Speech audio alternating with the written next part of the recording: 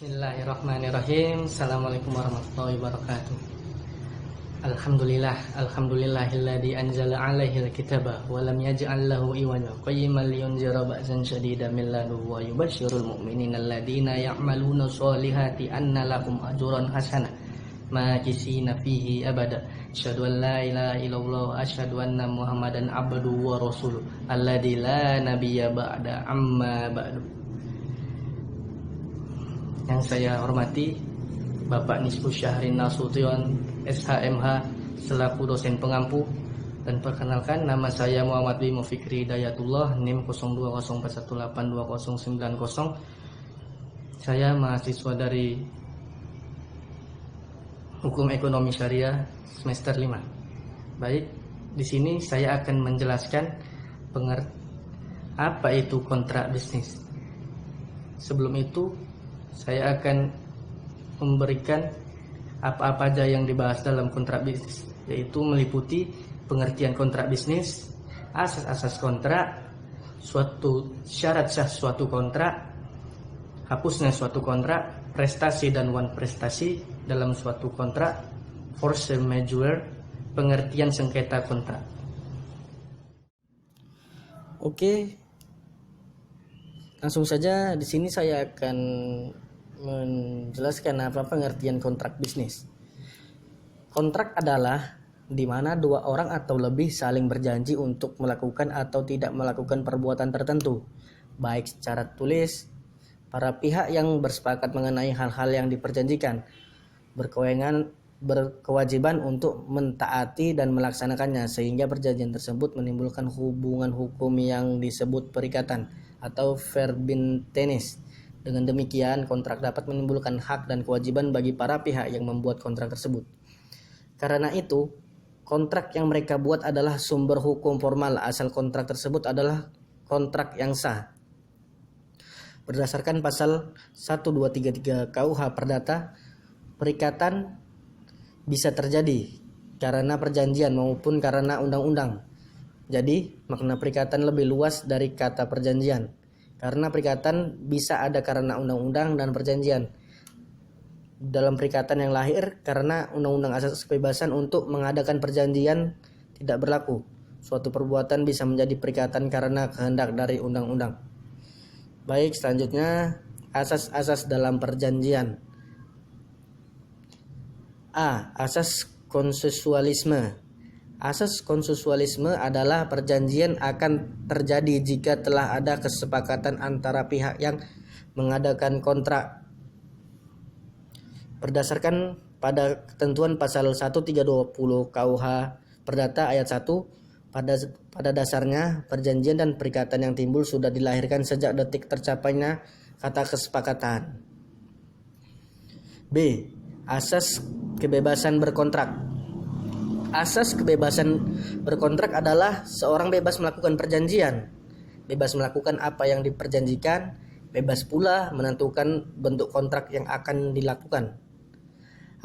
Asas kebebasan berkontrak, dasar hukumnya pada rumusan pasal 1320 ayat 4 KUH Perdata yang berbunyi suatu sebab yang tidak terlarang. C. Asas Pax sunt servanda. Asas pacta sunt servanda adalah kontrak merupakan undang-undang bagi orang yang membuat atau mengikat. Asas yang diatur dalam pasal 338 KUH Perdata ialah semua perjanjian yang dibuat secara sah berlaku sebagai undang-undang bagi mereka yang membuatnya. D. Asas kepribadian. Asas yang menentukan bahwa seseorang yang akan melakukan atau membuat kontrak hanya untuk kepentingan perorangan, yang mana dapat dilihat dalam pasal 1315 dan pasal 1340 KUH Perdata. Pasal 1315 KUH Perdata berbunyi pada umumnya seseorang tidak dapat mengadakan perikatan atau perjanjian selain untuk dirinya sendiri. Pasal 1340 KUH Perdata berbunyi perjanjian hanya berlaku antara pihak yang membuatnya. Berarti bahwa perjanjian yang dibuat oleh para pihak hanya berlaku bagi mereka yang membuatnya. Asas itikat baik. Asas ini disimpulkan dari pasal 1338 ayat 3 KUH Perdata, pasal yang berbunyi perjanjian harus dilaksanakan dengan itikat baik. Asas itikat merupakan asas bahwa para pihak, yaitu pihak kreditur dan debitur, harus melaksanakan substansi kontrak berdasarkan kepercayaan dan keyakinan yang teguh dan kemauan baik dari para pihak. Selanjutnya, syarat sah kontrak bisnis. Syarat sah umum berdasarkan pasal 1320 KUH Perdata terdapat beberapa persyaratan, diantaranya adalah A. Konsesius disebut juga kesepakatan kehendak. B. Cakap atau wenang berbuat. C. Perihal tertentu. D. Klausa halal. Pengaturan umum atas syarat sah perjanjian selain yang diatur dalam pasal 1320 KUH Perdata yaitu A. Etikat baik. B. Sesuai dengan kebiasaan. C. Sesuai dengan kepatutan. D. Sesuai dengan kepentingan umum. Selanjutnya, hapusnya suatu kontrak. Suatu kontrak akan berhenti atau berakhir apabila sudah terjadi suatu hal, yaitu A. Pembayaran. B. Pembayaran tunai diikuti oleh penyimpan produk yang kehendak dibayar itu di suatu tempat. C. Pembaruan utang. D. Kompensasi. E. Percampuran utang. F. Pembebasan utang. G. Hapusnya produk yang dimaksud dalam kontrak. H. Pembatalan kontrak. I. Akibat berlakunya suatu syarat pembatalan. J. Berakhirnya waktu sesuai dengan kesepakatan awal perjanjian. Selanjutnya, prestasi dan wan prestasi dalam suatu kontrak. Prestasi dalam suatu kontrak adalah melakukan atau melaksanakan secara keseluruhan isi dari kontrak yang telah disepakati.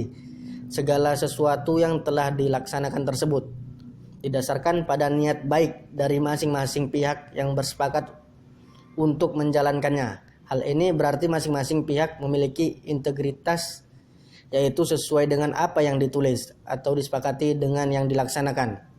Bentuk wujud dari suatu prestasi pada kontrak sebagaimana pasal 1234 KUH Perdata.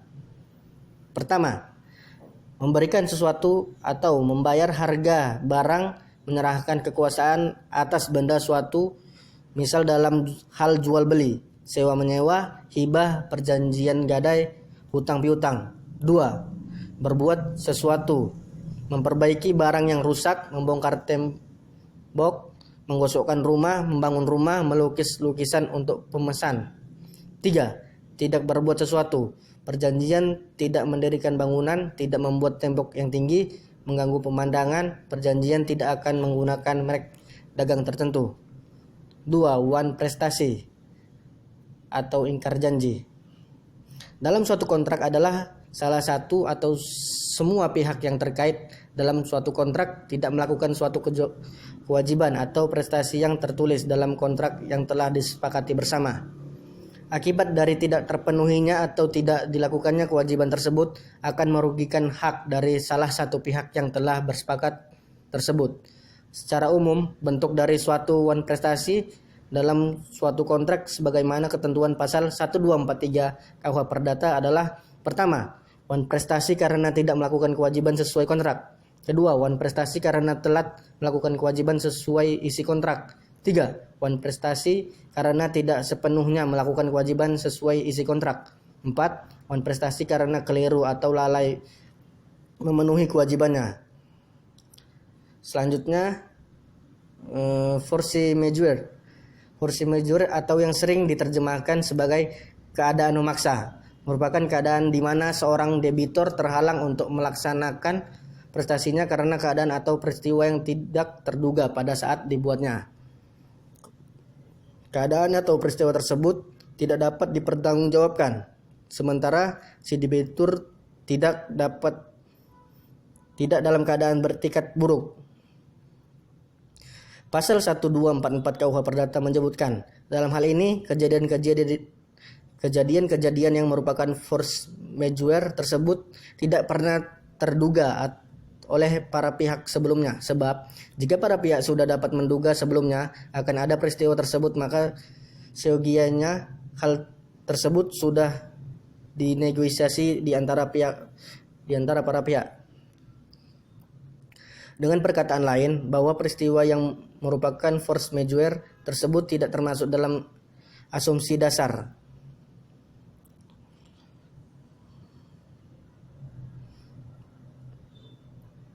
Selanjutnya, penyelesaian sengketa kontrak.